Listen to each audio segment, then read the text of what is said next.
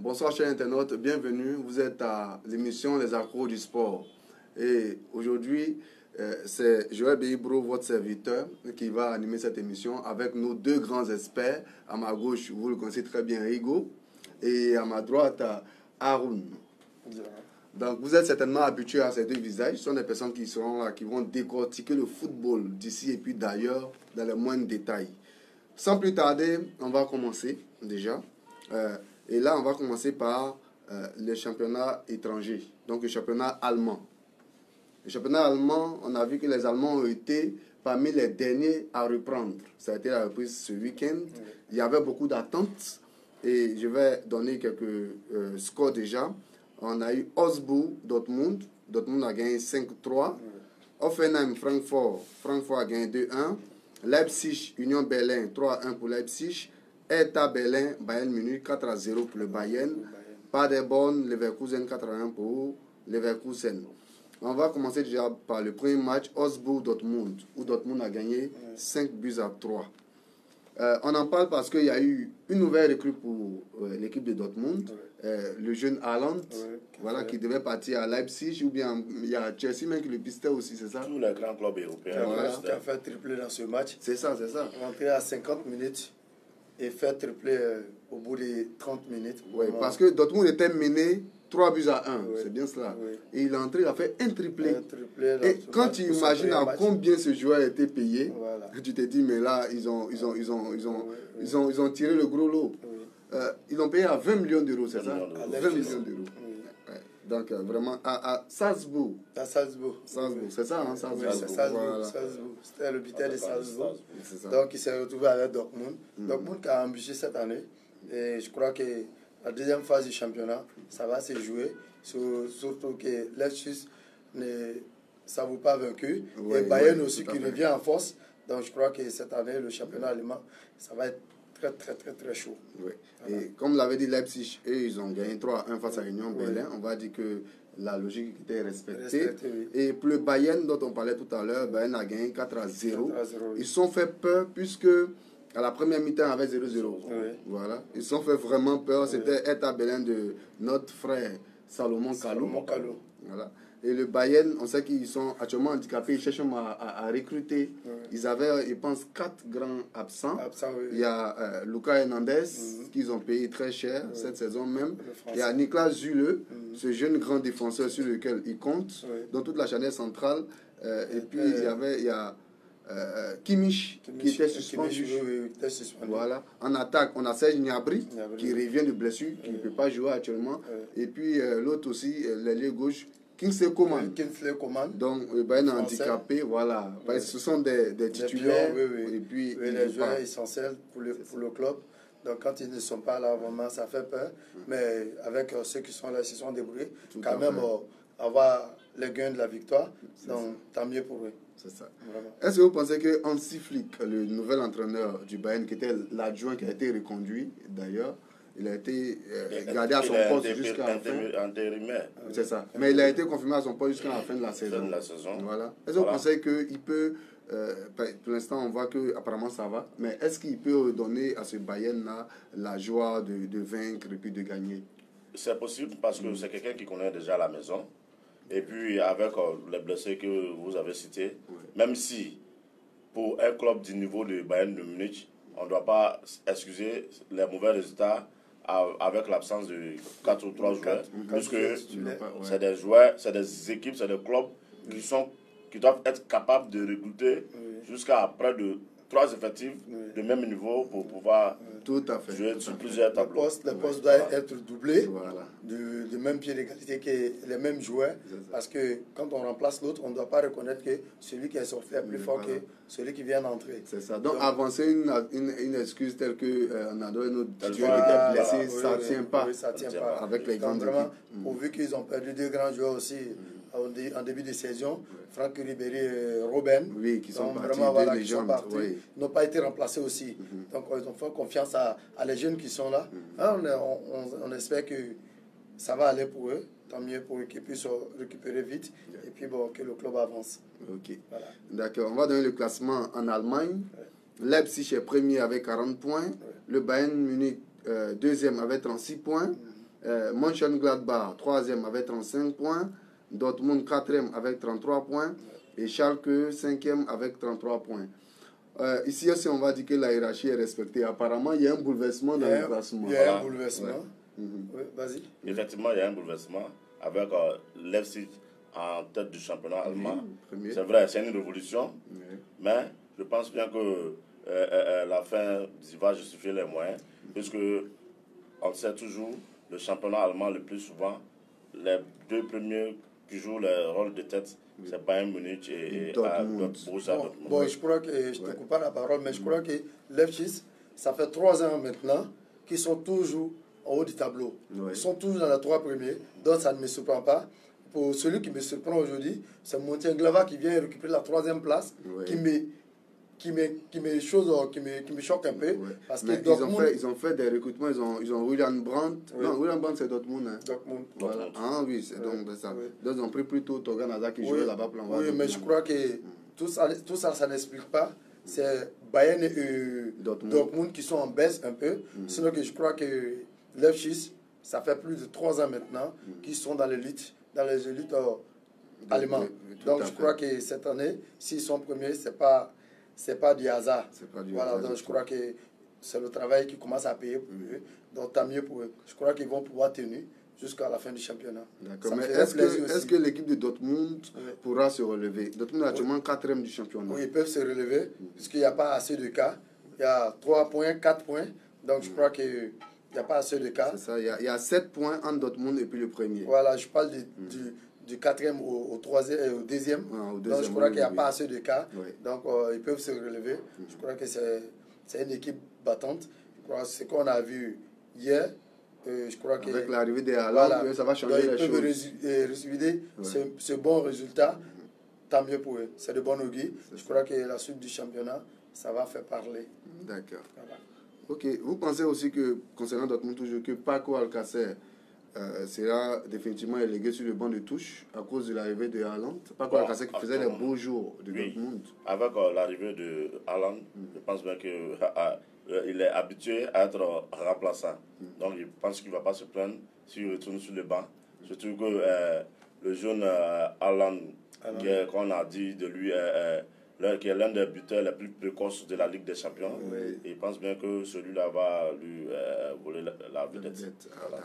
Bon, ça va dépendre aussi des jours à venir. S'il confirme en plus, donc il peut rester toujours titulaire. Mais ça va dépendre de lui-même. Donc il va falloir qu'il essaie de travailler un peu plus encore pour pouvoir dépasser. Parce qu'il faut savoir aussi en Allemagne, les gens aiment plus les attaquants costauds en attaque. Voilà. Alors que Haaland a tous ces atouts-là, physiquement. Et en parlant d'attaquants costauds, on en a un qui n'est pas du tout costaud. C'est Timo Werner, l'attaquant de Leipzig, qui est meilleur buteur avec 20 buts, à égalité avec Lewandowski, qui a 20 buts également. Lewandowski. Voilà. Ok, on va passer maintenant au championnat italien. Le championnat italien, là où joue notre cher ami Cristiano Ronaldo, qui refuse de se déchausser les crampons, qui reste toujours au haut niveau level. Mais il lui reste encore 3 ans à jouer. Encore 3 ans. Vous pensez qu'il peut tenir encore 3 années? Moi, je crois qu'il peut tenir encore 3 ans. Wow. Parce que par rapport au match qu'il a fourni hier, l'effort qu'il a fourni hier, vraiment, il m'a épaté. Il est vraiment endurant, ce joueur. Vraiment, oui. Ok, on va donner déjà quelques scores. Lazio, Sampdoria 5-1 pour Lazio. Naples, Fiorentina 2-0 pour Fiorentina. Milan AC Udinese 3-2 pour Milan AC. Lecce Inter 1-1. Genoa, Roma a gagné 3-1. Juventus Parme, Juventus a gagné 2-1.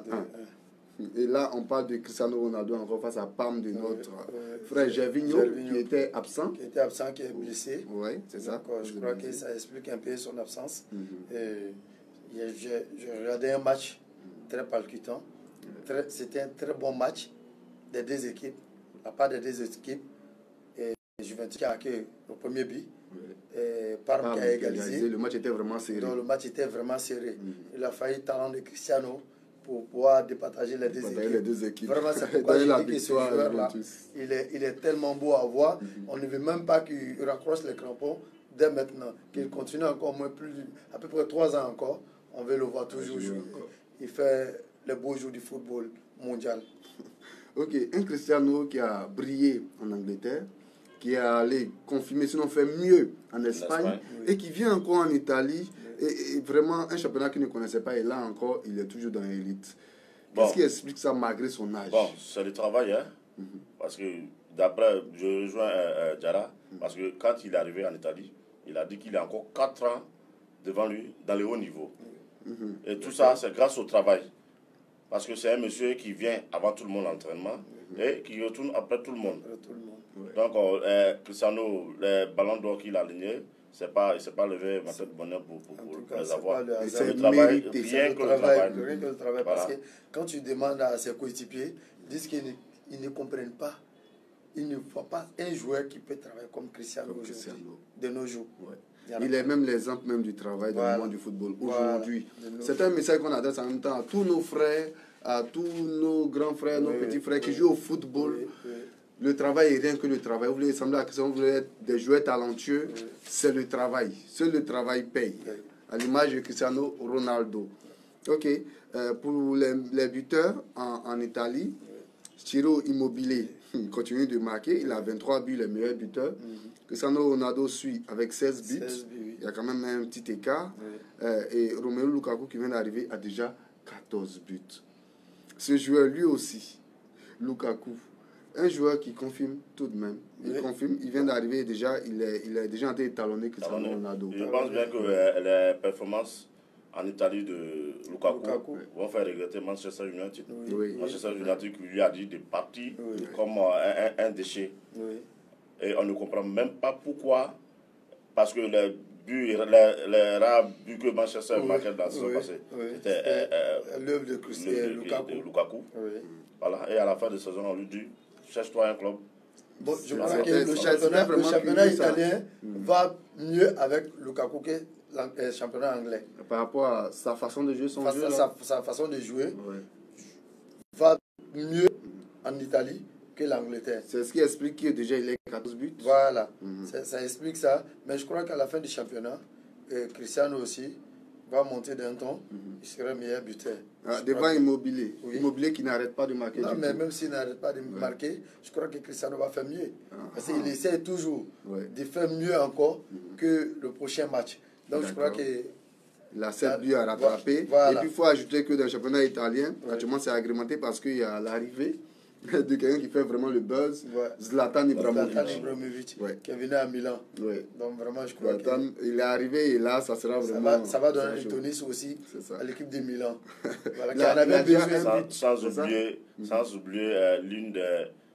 Comment on peut l'appeler même Balotelli. Mario Balotelli, qui nous surprend de match en match. Quelqu'un qui rentre à la 76e minute et qui est expulsé à la 82e minute. Je pense que ce dossier ne va jamais changer. Bon.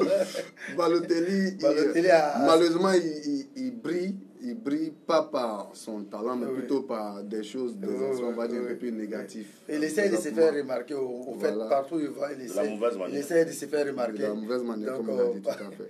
Donc, actuellement, dans le championnat italien, la Juventus occupe la première place avec 51 points, l'Inter, deuxième, 47 points, la Lazio, troisième, 45 points, et puis la Roma, quatrième, 38 points. Est-ce que vous pensez que la Juventus va finir encore première du championnat italien? Est-ce qu'il n'y a pas des équipes qui peuvent essayer de titiller un peu la Juventus qui, depuis quelques années... Cette année, l'équipe qui peut titiller Juventus, c'est Inter. Les années passées, c'était Naples. Mais aujourd'hui, Naples est très bas. Donc je crois que l'équipe peut titiller... Naples, ils ont laissé leur entraîneur. Voilà. Juventus et Inter qui avaient le même point. Aujourd'hui, si Inter a lâché des points, Juventus essaie d'en récupérer beaucoup. Plus, pour pouvoir être premier. Il y a 4 points de différence. Voilà, donc je crois qu'aujourd'hui, le championnat commence à se faire jouer. Parce qu'en deuxième partie du championnat, quand tu perds 4 points sur ton adversaire direct, ça se joue. Donc vraiment, je crois qu'avec les 4 points, si Inter ne fait pas attention et qu'il croise un grand et perd un match encore, c'est fini pour eux. C'est fini. Voilà. Le championnat sera pour être aux mains de la Juventus encore une fois. Juventus a toujours gagné le championnat 3 à 4 journées d'avance. Depuis près de 10 ans maintenant. Donc je crois qu'en Italie, il n'y a pas photo. Il n'y a pas photo du tout. Un autre trophée qui viendra certainement glaner la grande armoire de notre cher Cristiano Ronaldo. l'homme au trophée. Alors, on passe maintenant au championnat espagnol. Championnat espagnol où il y a une nouveauté. Nous sommes à la 20e journée et Barcelone a changé son entraîneur. Oui. Et le nouvel entraîneur s'appelle Quique Sétien. Est-ce que vous pensez déjà que Quique Sétien peut relever le défi? Parce qu'il y a beaucoup d'attentes au sein de Barcelone. Est-ce qu'il a les armes pour cela? Bon, sincèrement, il ne faut pas aller trop vite en besogne. Parce que j'ai entendu des gens dire que oui, ça va, on a fait 1000 passes, 7000 passes. Guardiola a fait plus de 200 000 passes ici, mais ça ne marche pas. Donc, on ne doit même pas juger Sétienne au vu du premier match d'hier. Voilà, il faut attendre de voir. Mais, à ma connaissance, vu son âge, vu le club qu'il a coaché, c'est quelqu'un qui connaît bien le football espagnol. Puisqu'il est déjà lui-même espagnol. Il était à Betis avant d'arriver à Barcelone. Avec Betis, il a créé des problèmes aux deux grands de la Liga, le Real de Madrid et FC Barcelone. Donc, avec Barcelone, c'est un autre niveau. Les données changent. Barcelone, c'est pas comme Betis Séville, où on cherche à être dans la moitié du classement pour dire qu'on va jouer une coupe européenne. Non, non. C'est la Ligue des Champions, la Liga, tout. On demande tout à la fois. Tout à fait. Voilà. Et je pense bien que ce monsieur, il doit avoir l'expérience pour gérer cette équipe. Quand il voulait la Barcelone, il y a aussi le vestiaire. J'ai essayé d'appeler Xavi, qui était là, que les Barcelonais voulaient qu'il soit entraîneur. Il a catégoriquement refusé. Il a dit qu'il n'était pas prêt pour prendre l'équipe en milieu du championnat. Donc, il va prendre l'équipe, mais pas maintenant. Et il va falloir qu'ils essayent de donner l'équipe à quelqu'un d'autre pour le moment. Mais lui, il n'aimerait pas prendre l'équipe en cours du championnat. C'est vraiment étonnant que Xavi ait refusé ça parce qu'on a vu les images, c'était à Doha, lors d'un match, d'un entraînement de FC Bayern. Eric Abidal et... Voilà, mais moi, je crois qu'il a fait le bon choix. Je crois qu'il a fait le bon choix. Au lieu de venir en milieu du championnat, quand ça va se gâter, on a vu Thierry Henry. Titi est venu. Qu'est-ce qui s'est passé? Ça n'a pas marché. Au bout de 2 mois, il est reparti. Donc, je crois que Xavi, moi, je le félicite pour ça. Il faut avoir du cran. Et il en a. Il a eu la tête sur les épaules. Voilà, la tête sur les épaules. Et il a refusé. Donc, je crois que il reste toujours à Doha. Voilà, son heure va venir. Quand son heure va sonner, il va prendre l'équipe de Barcelone. Peu de personnes auraient refusé cette offre. Parce que venir coacher le Barça, dans tous les cas, on dit qu'il n'y a pas de mauvaise publicité. Ça vous grandit. Mais il a refusé, il sait pourquoi. Tellement il a donné des explications. Aujourd'hui, comme on est dans notre mission, on doit continuer. Après, on va essayer d'en parler. Tout à fait, vous avez dit qu'ils sont des experts. Ils ont toutes les infos qui vous intéressent. Alors, on parlait du championnat espagnol. On va donner les scores des matchs. Real Madrid, FC Séville, 2-1 pour le Real Madrid. Eibar, Atlético Madrid, 2-0 pour Eibar. Mallorca, Valence, 4-1 pour Mallorca. Barcelone, Grenade, 1-0 pour Barcelone. Déjà, le Real Madrid face à Séville. Un match encore serré. C'est un match serré. On ne sait pas, Zidane est revenu. Cristiano n'est pas revenu.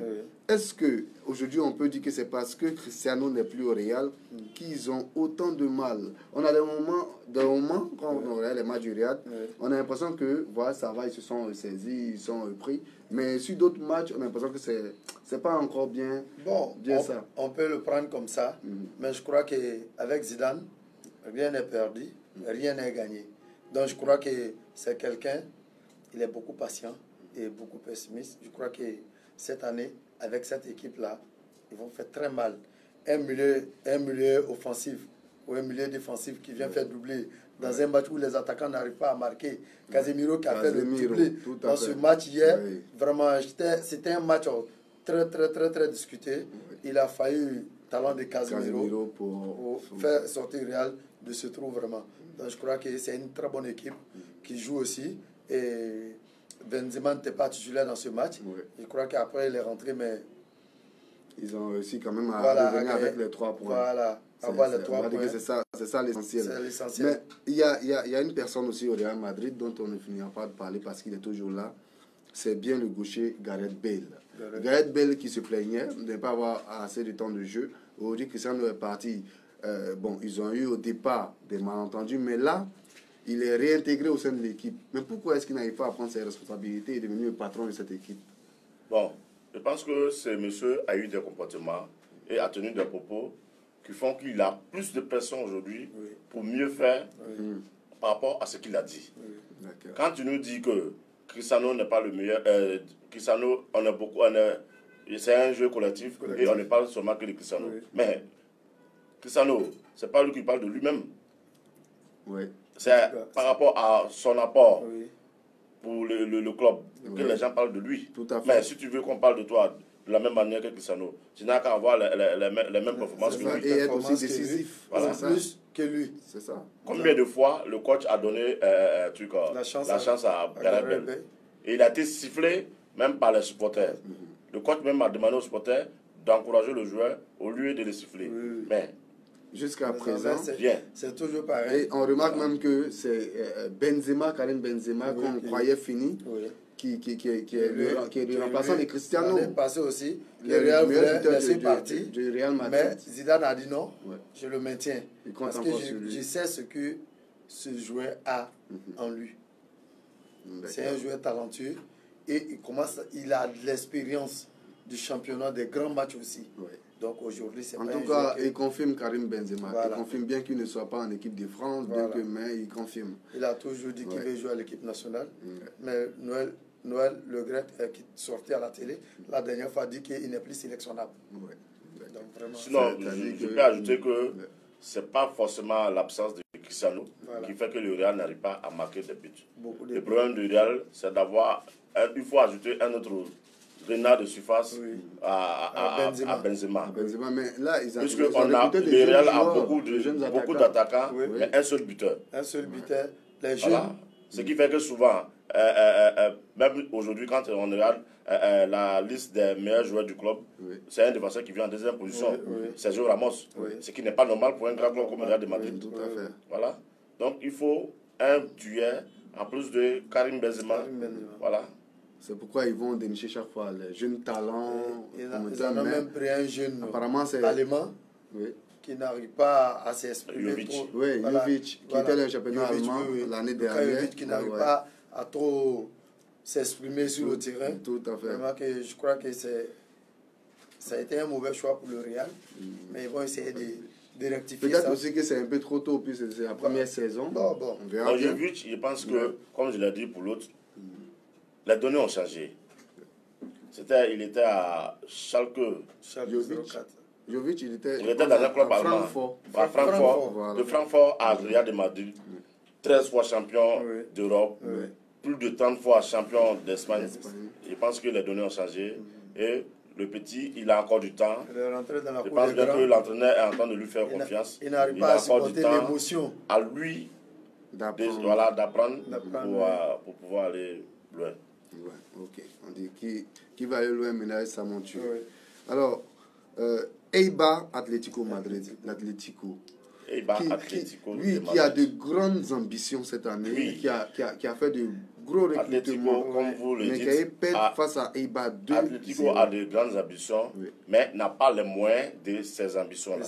Il faut qu'on le dise. Si tu vois qu'aujourd'hui... Avec le jeune Joao Félix, par exemple. Mais Joao Félix, t'es payé très très cher. Au bout de quelques mois, on a fait confiance, on allait verser des centaines de millions. C'est vrai, je ne dis pas qu'il ne mérite pas et il n'a pas le talent. Mais ce montant-là, il ne le mérite pas tout de suite. Au bout de 3 ou 6 mois de Champions League, on dit que on couvre un joueur de moins de 20 ans et 120 millions tout de suite. 120 millions. Tout ça là, c'est énorme. Tout ça là, ça met parce que ça met la pression sur le joueur. Il doit expliquer ces 120 millions sur le terrain. Ça, c'est déjà une pression. Voilà, et il faut avoir aussi des attaquants expérimentés pour l'épauler en attaque. Voilà. Je crois qu'ils ont des attaquants expérimentés. Ça n'a pas marché. Il y a Morata qui est là, qui est un grand attaquant. Mais il y a Griezmann qui est parti. Oui, mais il y a Griezmann qui est parti. Qui est un attaquant qui n'est pas un bon buteur. Il y a l'autre là aussi qui est là, le Palabreux là qui est blessé. Costa. Diego Costa, qui est là. Ils ont des attaquants expérimentés. Mais bon, il y a des matchs, Il y a des matchs où on n'arrive même pas à s'en sortir, où on ne comprend même pas. Et l'Atlético actuellement, il veut recruter Cavani. Du PSG. Ça veut dire qu'il y a un manque. Parce que, en termes de bonne performance, les attaquants qu'il a cités là, tels que Diogo Costa et Morata, ne sont plus réguliers. Oui. Voilà, Morata, il a marqué des buts, mais il y a un journaliste qui a révélé cela, et c'est ce qui est vrai. Toutes les années à chaque saison, Morata n'a jamais dépassé 15 buts. Et quand celui-là, moi, je n'appelle plus buteur. Il passe plus de temps à lutter les ballons avec ses partenaires, même souvent, que de marquer des buts. Bon, il a pris le comportement de Diogo Costa cette année. Voilà. Je crois qu'il essaie d'aller un peu plus encore. Bon, ça va aller. D'accord. Voilà. Donc c'est ce qui explique le fait que Atlético veut à tout prix recruter Cavani, qui est un joueur battant, expérimenté, pour Paris qui essaie de refuser aussi. Oui. Alors que Cavani a dit qu'il ne se sent plus bien au PSG. Non, mais c'est la vérité. Parce qu'aujourd'hui, on n'a plus la MSN, mais on a plutôt Neymar, Mbappé et Icardi. Les quatre fantastiques. Sans Cavani. Mbappé l'a dit la dernière fois, après le match, il a dit il en a marre quand on dise les 4 fantastiques parce qu'il n'y a pas que 4 joueurs au PSG. Donc, on suit cet épisode-là de près. On verra ce qui arrivera. Cavani sera au PSG, ira à Atlético Madrid. On le verra dans les prochains mois. Tout à fait. Barcelone-Grenade. 1-0 pour Barcelone et encore un but de Léo Messi. La Léo Messi dépendante. Est-ce que cette équipe de Barcelone peut gagner sans Messi? Bon, elle peut gagner sans Messi, mais ce serait très très difficile. Très difficile. Parce qu'on l'a vu dans les années passées, quand Messi est blessé, quand Messi est suspendu, Barça n'arrive pas à gagner. Malgré tous ces recrutements, on a Griezmann qui vient d'arriver, on a l'autre qui est blessé, Cavani, Dembélé, qui était là aussi, qui a eu une l'autre aussi qui est blessé, Suarez. Suarez qui est blessé. Donc aujourd'hui, on fait confiance à Enzo Fati, avec Alba. Qui avait brillé lors d'un match où on parlait de lui actuellement, on n'entend plus beaucoup parler. Mais bon, ça va venir, c'est un jeune joueur. Donc il va falloir qu'il prenne plus d'expérience pour pouvoir rebondir. Donc je crois qu'avec le nouvel entraîneur, donc il va essayer de rectifier toutes ces lacunes-là pour que le jeune puisse rebondir. Les Barcelonais espèrent que c'est l'ancien entraîneur qui était le problème au Barça et qu'avec Quique Sétien, le Barça va rebondir encore plus. Bon, je crois que Barça avait perdu son jeu aussi. Le jeu qu'on connaissait, le Barça avec l'entraîneur qui vient de partir, on ne vivait pas ces jouets-là. Donc l'entraîneur avait carrément déjoué le tactique du Barça. Il avait complètement changé le jeu, la manière de jouer. Les joueurs ne se retrouvaient plus. Tout le match du Barça se jouait sur Messi. Et aujourd'hui, si on a un entraîneur qui peut faire révolutionner l'ancien joueur du Barça, qu'on aimait le football champagne, je crois que ce football de Guardiola et du plaisir des autres. avec cette équipe-là. D'accord. Voilà. Alors, est-ce que vous pensez que l'équipe de Barcelone peut être première du championnat cette année? Bon, rien n'a perdu. Parce que, permettez-moi parler, Barcelone et Real Madrid, égalité de points, 43 points. Premier Barça, deuxième Real, 43 points. Troisième Atlético Madrid avec 35 points. FC Séville, quatrième avec 35 points. Et Retafe, cinquième avec 33 points. Alors Barcelone, peut être champion. Les deux rivaux étant au coude à coude à la tête du classement. Je pense bien que tout est permis pour les deux grands. D'accord. Le Real de Madrid peut être terminé champion de truc, comme le FC Barcelone, qui vient d'avoir un nouvel entraîneur. Comme je rejoins Diarra quand il a dit que avec Valverde, le Barça avait perdu son football champagne. Voilà un club, les supporters, même quand l'équipe perd, avec le bon jeu, les gens vont satisfaire à la maison. Mais avec Valverde, moi je suis un supporter du Real de Madrid, 100%. Mais avec Valverde, le football du Barça avait foutu le camp. Le Barça ne pouvait pas aligner 3 bons matchs, 3 bons 90 minutes avec le même football. Vraiment, il fallait. C'était un peu de la débrouillardise. Voilà. D'accord. Ok. Alors, en Espagne, le meilleur buteur, c'est Messi, avec 14 buts. Benzema vient en deuxième position avec 12, on en parlait. Et puis Suarez qui est blessé, Caracol en troisième position avec 11 buts. Espagne. On va maintenant passer au championnat anglais. Le championnat anglais, on va donner les scores aussi. Burnley, Leicester a perdu 2-1 face à Burnley. Liverpool 2, Manchester United 0. Watford, Tottenham 0-0. Arsenal, Sheffield United 1-1. Manchester City, Crystal Palace 2-2. Newcastle, Chelsea 1-0 pour Newcastle. Alors, on revient à Liverpool-Manchester United. Un match qui était très très attendu entre Liverpool et United. Qui était très très attendu Oui, il y avait beaucoup de par le monde entier même. Oui. Parce que tout le monde voulait assister à ce match, voir dans quelle mesure Liverpool allait battre Manchester. Et voir aussi dans quelle phase de jouer Liverpool allait pouvoir produire que Manchester n'allait pas répondre. Là, donc vraiment, on a pris notre dose dans ce match. Je crois que ce match, c'était un match très très palpitant et qu'on a vu un très beau football de Manchester, de Liverpool, qu'on a vu, mais le talent à la fin du compte, c'était Liverpool qui est parti avec les 3 points et qui a fait encore un clean sheet face à Manchester United 2-0. Mohamed Salah qui a fait un chef-d'œuvre. Oui, le deuxième but du match. Vraiment, c'était tellement beau et il a même pris un carton jaune pour avoir levé son maillot, pour pouvoir célébrer son but. C'est pas dans ses habitudes, mais voilà. Donc, il y avait beaucoup d'émotions. Il y avait beaucoup d'émotions. Voilà. Et puis il avait loupé un but tout fait dans ce match. Donc vraiment marqué au bout du temps additionnel. Vraiment, c'était magnifique. Alors, Liverpool-Manchester United.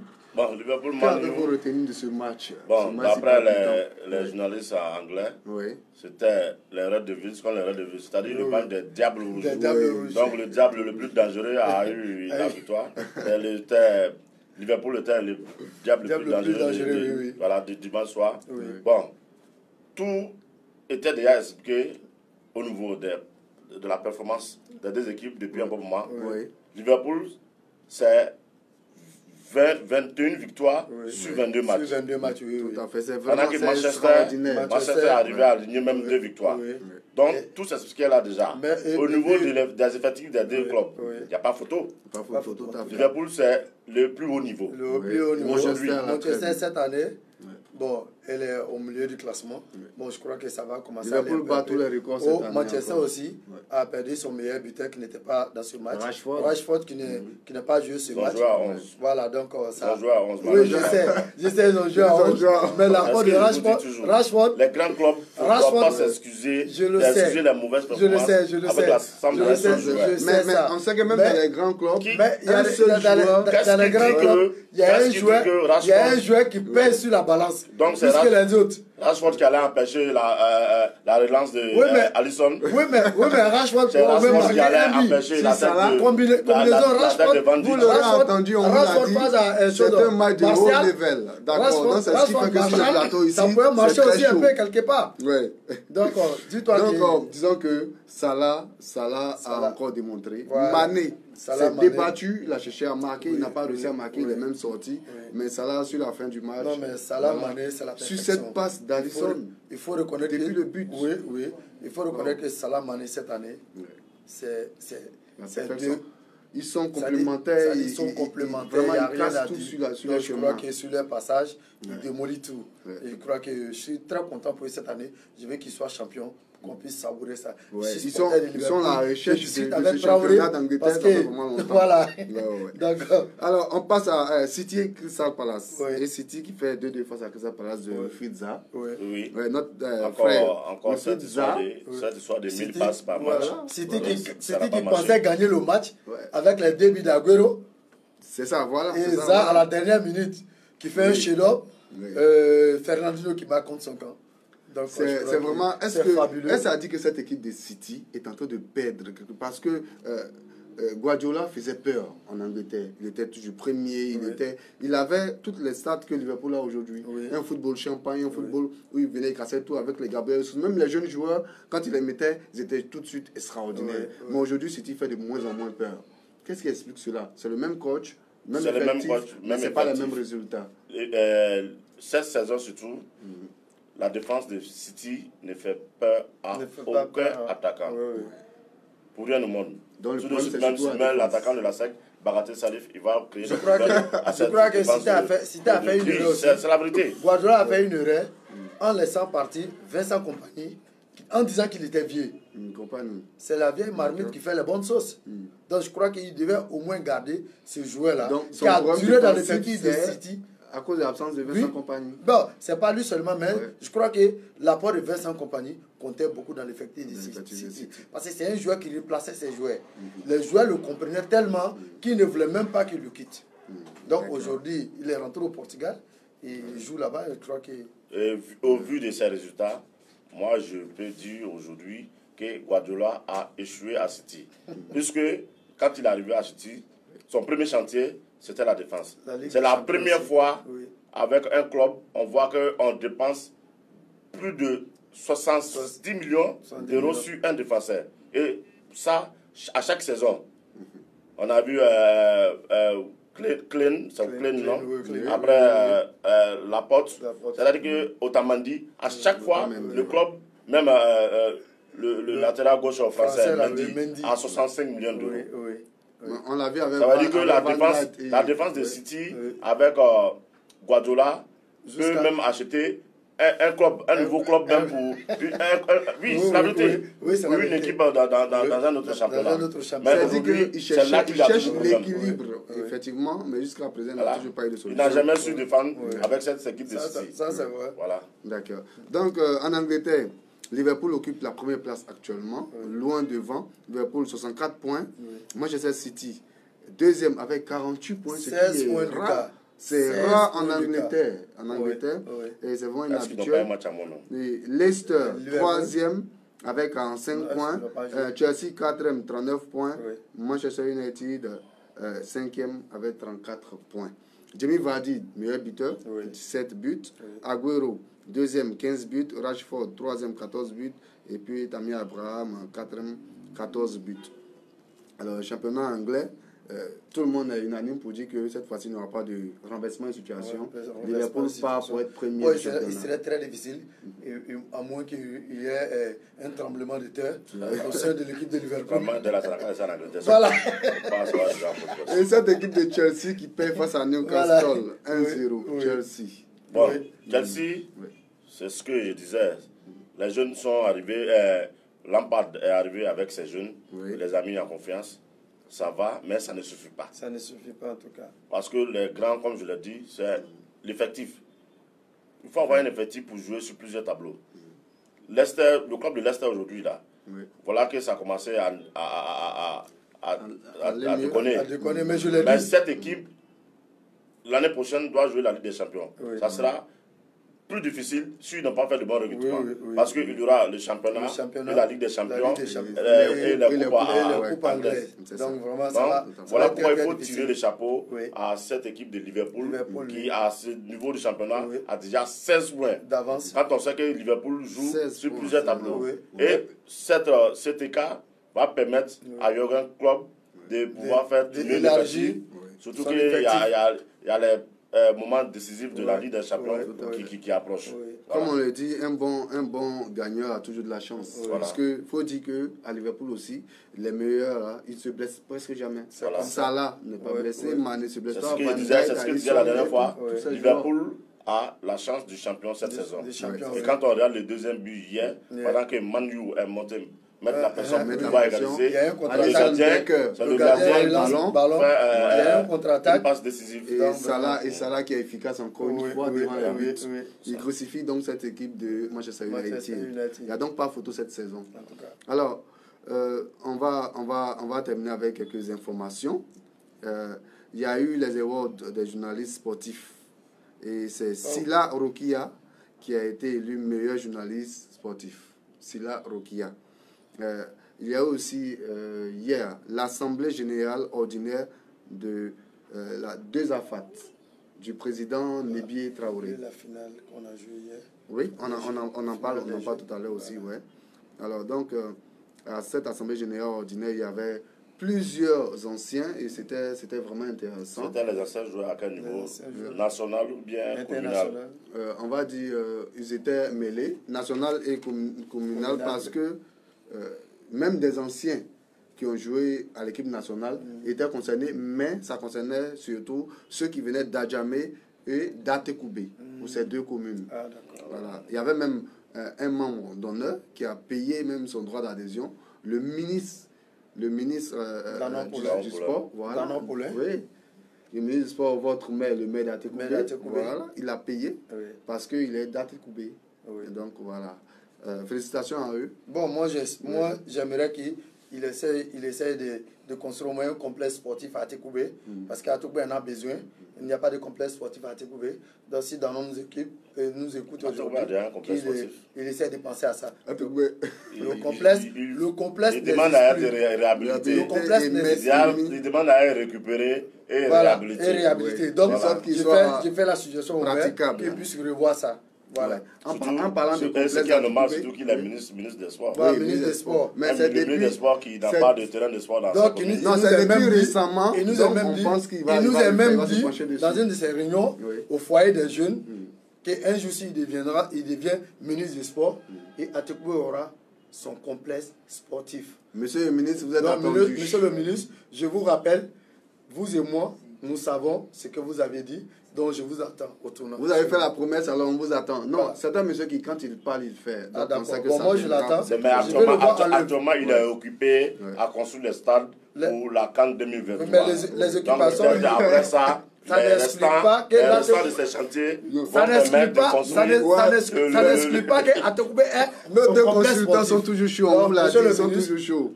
Ça viendra avant 2023, parce qu'il va mettre tout ça dans le programme. Si vous le dites. Il le fera. J'attends. On en profite pour parler de ces deux finales du tournoi à Talon Jeune, qui est un tournoi au cours duquel il y a des recruteurs qui viennent, on découvre des talents, il y en a qui vont au Ghana, on a eu beaucoup de joueurs déjà qui sont allés ailleurs, qui allient sport et études.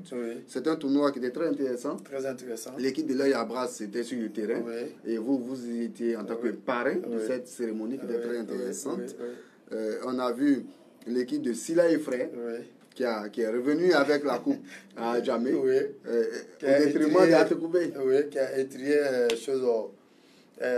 l'équipe des Gladiators. L'équipe des Gladiators. Donc je crois que l'équipe de Silla et Frères a mérité sa victoire. La coupe qu'elle a pris, elle l'a mérité. Pourvu le beau jeu qu'ils nous ont gratifié. Vraiment, on était content de ces jeunes-là. Quand tu vois les jeunes de 10 ans jouer, ils montrent... Ce petit garçon, ce numéro 11, c'était un talent. Vraiment. Il a une maturité extraordinaire. Très timide sur le terrain. Oh non, mais ce petit... Je crois qu'il nous a gratifié d'un football que tout le monde était content. On a eu droit à un beau spectacle. Voilà, on a eu droit à un très beau spectacle. Donc je crois que ces jeunes-là, c'est les stars de demain et qu'ils continuent de travailler pour qu'on puisse avoir des Drogba demain, et Samuel Eto'o-Fils et Yaya Touré qu'on aimerait voir, Doumbia Seydou qu'on aimerait voir. Oui, Doumbia Seydou. Voilà, donc vraiment, s'ils nous écoutent, on aimerait qu'ils essayent aussi de donner leur appui à ces jeunes-là, qui puissent aller de l'avant demain. Vraiment. Ça me fait vraiment plaisir. Est-ce qu'à votre niveau, vous avez pensé à encadrer ces jeunes-là depuis la base parce que vous avez tout de suite, quand ça va, il y a des clubs qui viennent les prendre pour aller au Ghana. Mais est-ce qu'il y a un suivi à ce niveau-là? Bon, il y a un suivi.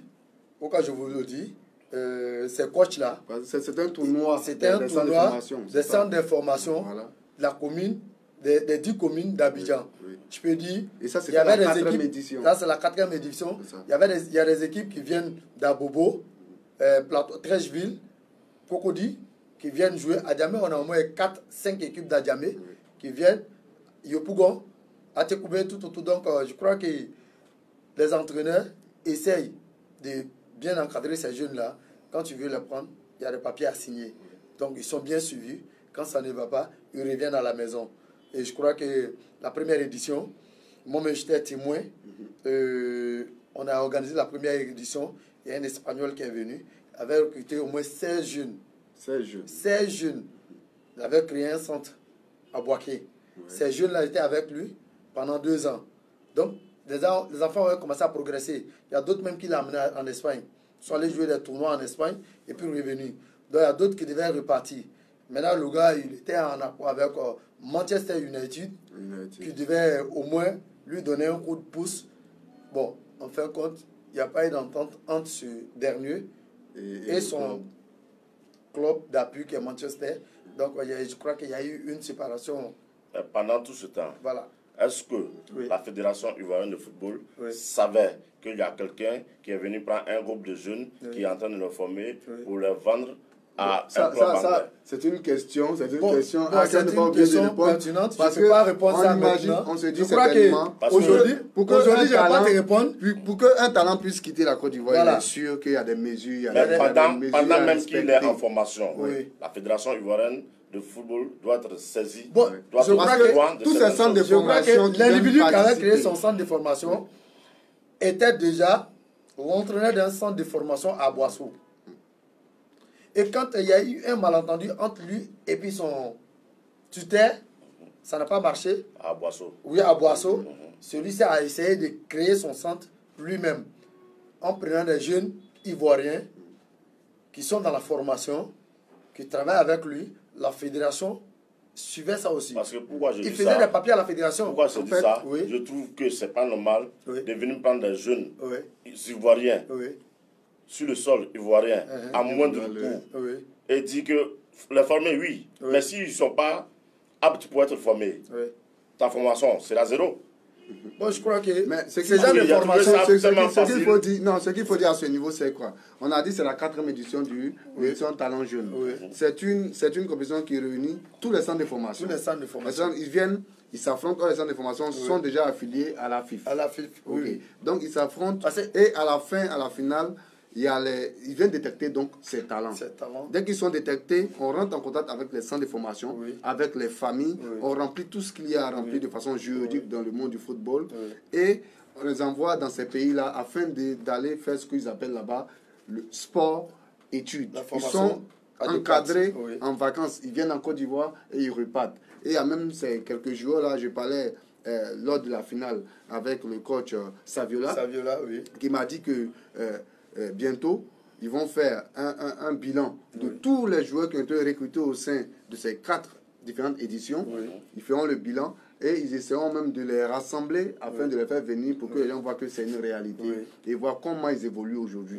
Donc, c'est sur ces mots qu'on va dire. Il faut que à partir de là, lui aussi va chercher à trouver quelque chose à manger dans cette histoire.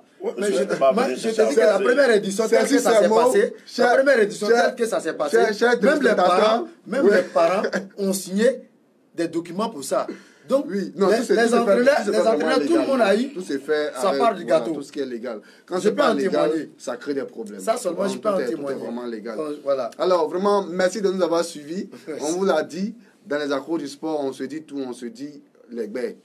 Dans le monde du football, c'est comme ça. Donc, on parle et puis on s'entend. Merci de nous avoir suivis et à lundi prochain pour avoir toutes les informations concernant le football. Merci. Merci à vous. Ciao. Bye.